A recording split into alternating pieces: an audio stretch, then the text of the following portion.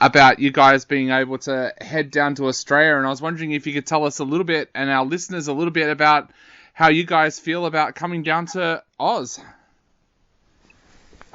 We think it's a dream come true because it's been a while. It's really a long time since we went to Australia and Japan. For that sake, in the old days when we were signed to Warner Bros. Worldwide, we toured constantly and everything was going really fast. And then, grunge came, Nirvana, and overnight, nobody listened to hard rock anymore. Everything was grunge. So we were like, okay. But we kept playing and we stayed together, and almost 40 years have gone now. It's incredible. So, rock is coming back. Definitely. We've got a famous saying here in Australia that's on so many T-shirts: rock will never die. And I think that's been something that for Aussie fans has been a thing for a long, long time. Rock and metal live side by side in Australia, so you guys are always welcome here. Yeah.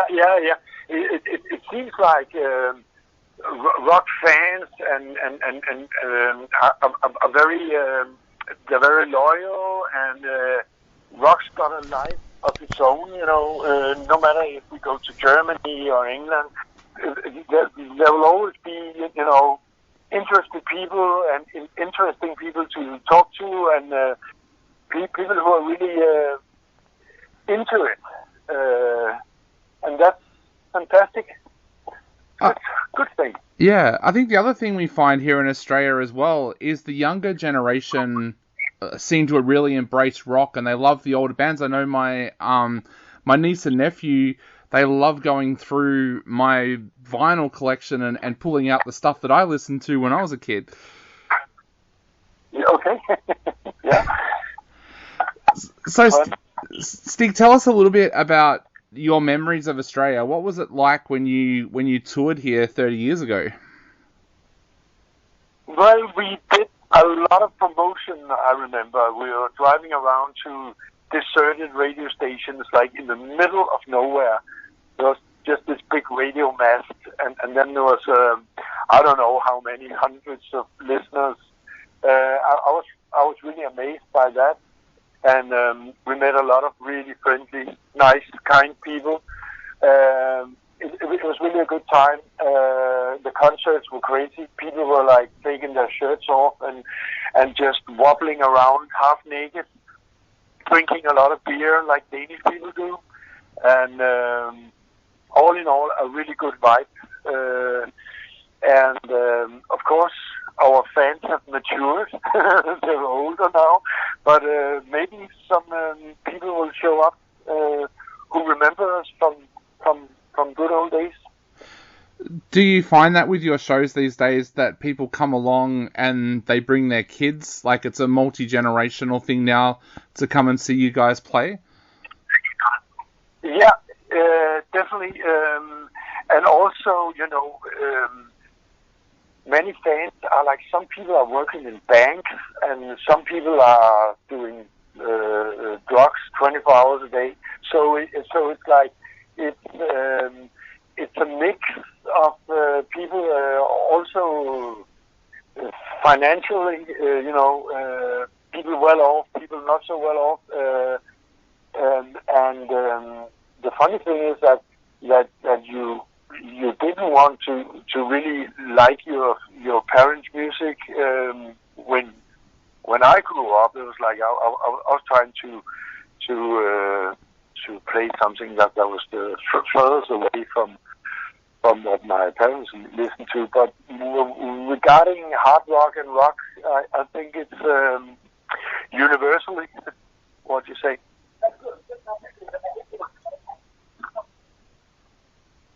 Are you there? Yep. I was just listening. Yep. Yeah.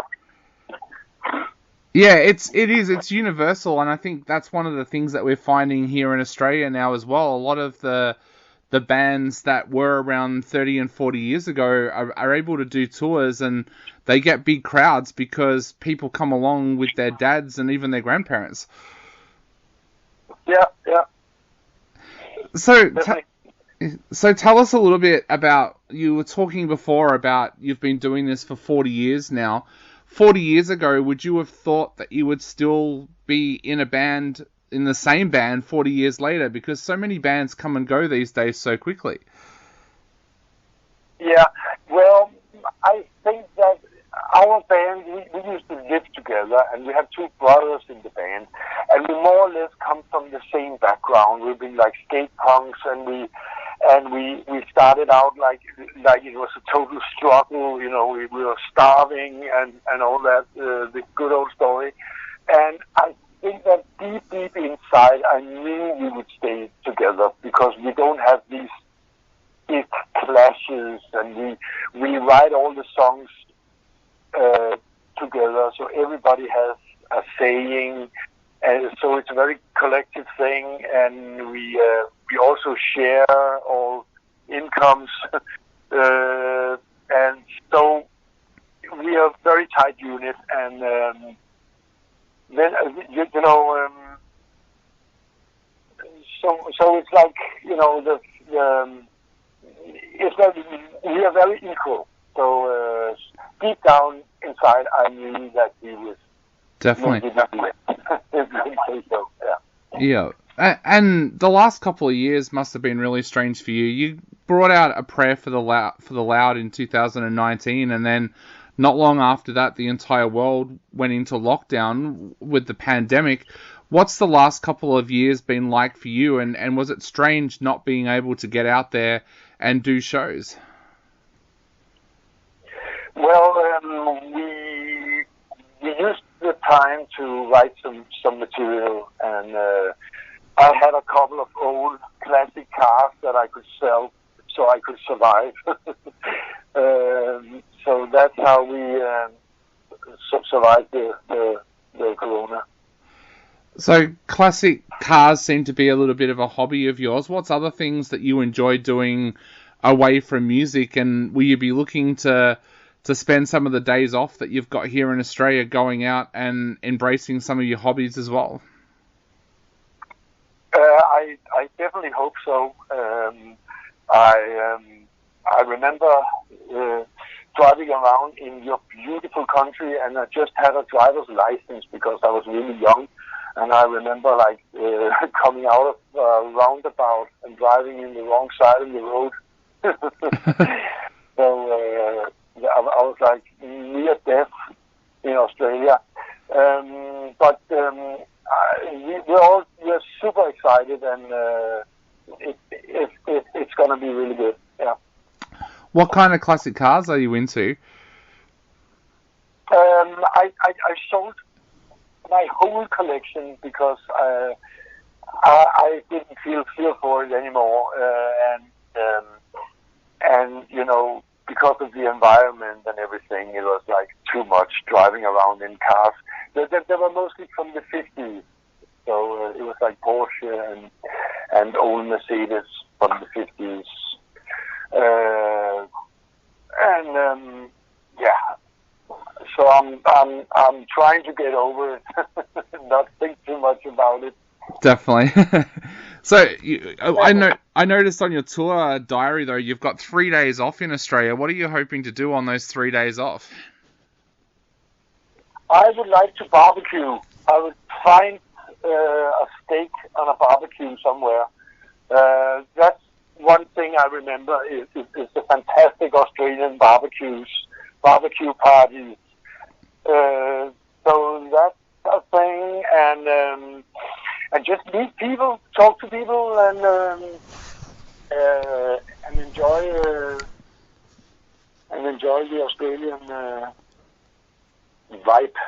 Definitely. Well, I noticed that your days off come after your Melbourne show. If you're going to be in Melbourne for a couple of days, that's my city, and one of the things that Melburnians love to do is go and have a barbecue by the Yarra River that runs right through our city. Okay, now we're talking, yeah.